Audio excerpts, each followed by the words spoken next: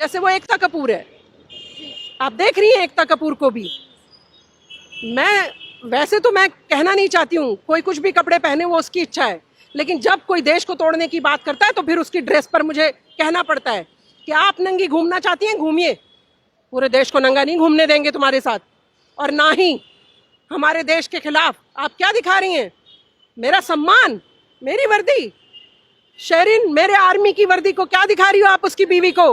अरे उसकी बीवी का दर्द आप क्या समझोगी।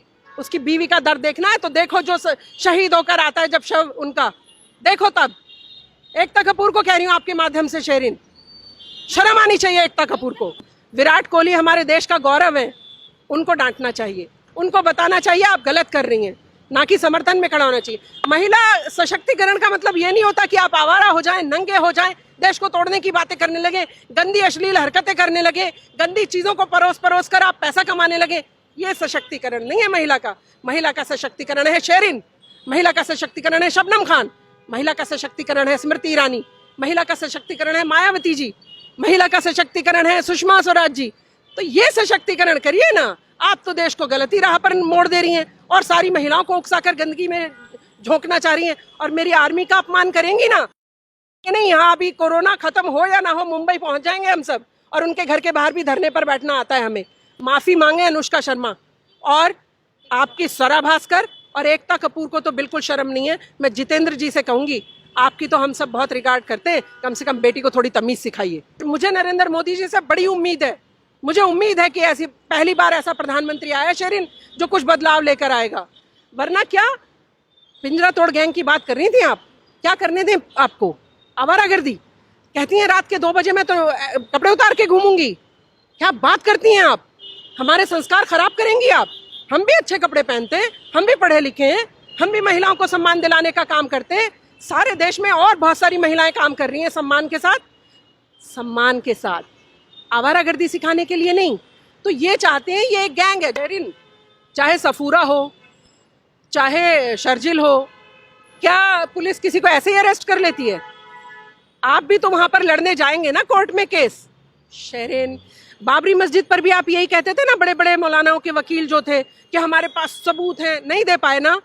अब ये जो आतंकवादी पकड़ेंगे हम लोग, इनका सबूत भी तो वहां पर कोर्ट में आप भी तो लड़ेंगे ना केस, तो आप भी तो उस वकील से पूछेंगे क्या सबूत है। पुलिस भी आपको सारी चार्जशीट में सब चीजें सबूत के साथ देगी। तो ये सब बहानेबाजी छोड़िए, ये सब मुसलमानों को बुद्धू बनाने का तरीका है कि देखिए देखिए हम तो आपके लिए लड़ रहे हैं। इससे बाहर की फंडिंग होती है शेरिन, ये मैं सच बता रही हूँ आपको।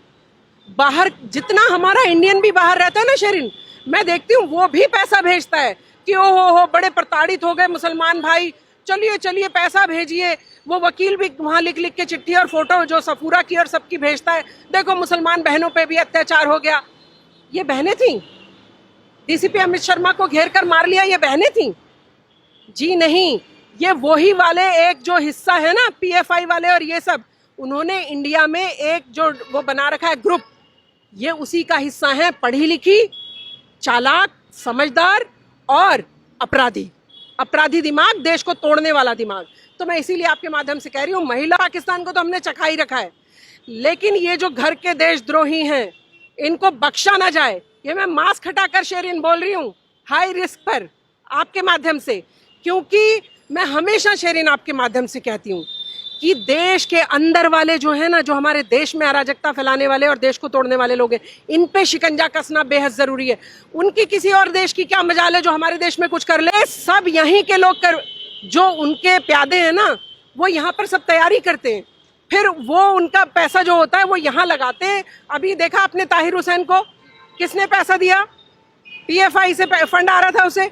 तो मैं इसीलिए कह रही हूँ कि सारे काम छोड़ के पहले और देश के जितने अपराधी हैं इनको पकड़ लेना चाहिए। और ये रत्ती भर भी महिला है, पुरुष है, बच्चा है, बूढ़ा है, ये सब नहीं देखना चाहिए। सजा सबको एक बराबर दो, जो देशद्रोह करे, जो देश के खिलाफ बात करे, काम करे। संदिग्ध भी हो ना शेरिन, अगर संदेह भी हो उस पर, नेता हो, अभिनेता हो या कोई और हो, बड़े से बड़ा धुरंधर, पकड़ लीजिए उसे, क्योंकि देश के इन गंदे कीड़ों को बेहद जरूरी है शेरिन। ये गंदे कीड़े तभी हमारा देश एक सशक्त भारत जो है असल में सोने की चिड़िया तब बन के उभरेगा शेरिन।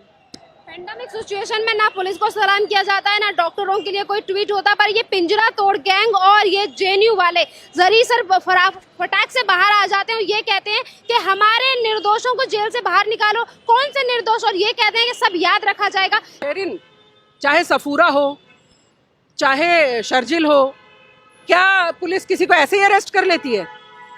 आप भी तो वहां पर लड़ने जाएंगे ना कोर्ट में केस। शेरिन, बाबरी मस्जिद पर भी आप यही कहते थे ना, बड़े बड़े मौलानाओं के वकील जो थे कि हमारे पास सबूत है, नहीं दे पाए ना।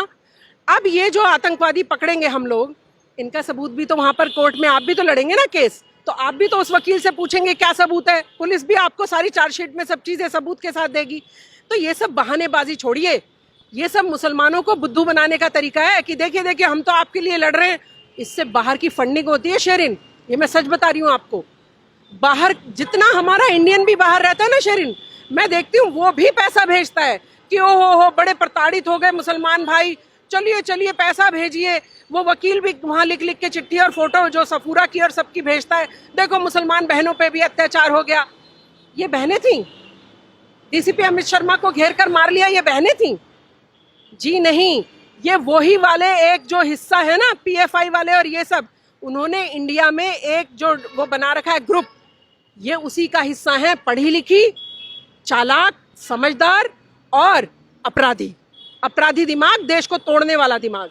तो मैं इसीलिए आपके माध्यम से कह रही हूँ, महिला हो, मैं तो बच्चा भी कह रही हूँ शेरिन, बच्चे से का भी काम लिया जाए, बख्शा ना जाए। यहाँ पर कई तरीके से जैसे देश को तोड़ने वाली बात यहाँ पे कही, अब अमेरिका में अश्वेतों को लड़ाई लेकर चल रही है, तो वहाँ पर भी ये लोगों को बदनाम करने की कोशिश करते हैं। विनोद दुआ जैसे चाटुकार पत्रकार और ये राजदीप सरदेसाई लोग जैसे पत्रकार ये कहते हैं कि जैसे अमेरिका में अश्वेतों को लेकर लड़ाई लग रही है, यहाँ पर भी दलितों मुसलमानों के ऊपर अत्याचार होते हैं, तो उन्हें भी पुलिस और सरकार को इस तरीके से कटघरे में खड़ा करना चाहिए। आप मेरे साथ बहुत टाइम से जुड़ी हुई हैं, जो मैं इनके बारे में बताती हूँ, आप देखिए बारीकी से मैं इनको रिसर्च करती हूँ। जो मैं सोचती हूँ कि ये क्या क्या कर सकते हैं, क्या क्या सोच रहे हैं, देखिए आप वही निकलता है। आप देखिए मैंने आपको क्या बताया था कि ये उस जो ब्लैक के साथ हुआ है वहाँ पर, ये यहाँ पर भी उसको भुनाएंगे। वो भी वहाँ पर ब्लैक वाले लोगों का किया धरा नहीं है, ऐसा ही एक ग्रुप ISIS का वहाँ पर भी है। पूरी दुनिया में काम कर रहे हैं ये लोग। और अभी अगर आपने पढ़ा हो शेरिन, तो इनका एक और खुलासा हुआ है कि ये वाला जिहाद फैलाओ, कोरोना का जिहाद, उसमें मुल्ला साद भी घेरे में आ रहे हैं धीरे धीरे। तो मैं आपको ये बोल रही हूँ कि ये सारे मुल्ला हो या कोई और हो, सफूरा हो, शर्जिल हो, कन्हैया हो, इन सब की कड़ाई से जांच हो और जो प्रूफ है फटाफट देके। इनके ऊपर इतने लंबे केस नहीं चलने चाहिए शेरिन। और अगर कोई भी जरा भी अपने दांत दिखाकर इनके साथ खड़ा होने की कोशिश करे, दांत ऐसे अपराधियों के। और मुझे नरेंद्र मोदी जी से बड़ी उम्मीद है, मुझे उम्मीद है कि ऐसी पहली बार ऐसा प्रधानमंत्री आया शेरिन जो कुछ बदलाव लेकर आएगा। वरना क्या पिंजरा तोड़ गैंग की बात कर रही थी आप? क्या करने दें आपको? आवारागर्दी कहती हैं रात के 2 बजे मैं तो कपड़े उतार के घूमूंगी। क्या बात करती हैं आप? हमारे संस्कार खराब करेंगी आप? हम भी अच्छे कपड़े पहनते हैं, हम भी पढ़े लिखे हैं, हम भी महिलाओं को सम्मान दिलाने का काम करते हैं। सारे देश में और बहुत सारी महिलाएं